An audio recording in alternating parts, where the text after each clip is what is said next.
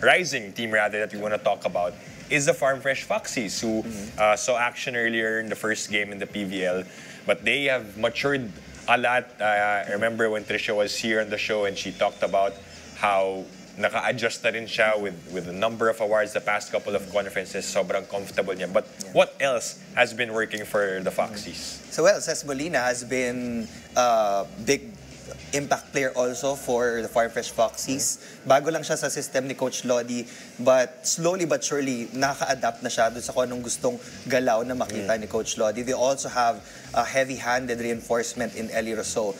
Kaya kanina, just to go back to our first point about Zeus Coffee, Farm Fresh feeling ko yung pwedeng maging kontrapelo. They are sister teams, and I think that out of all of the teams in the PVL right now, they were able to win the reinforcement procurement game aside from the Petrogas Angels. Ang lakas ng mga reinforcement, kompleto din yung locals, they're heavy on recruitment, and now I think nawala ng butas sa Farm Fresh. They also have a great setter in the Alohi Robbins Harty. They just won now against the Petrogas Angels.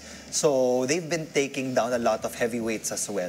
So they are on the rise, and let's see kung how will they fare pag nagkaharap na sila ng Zeus if ever. Sakali, no? Sila yung unang makatalo.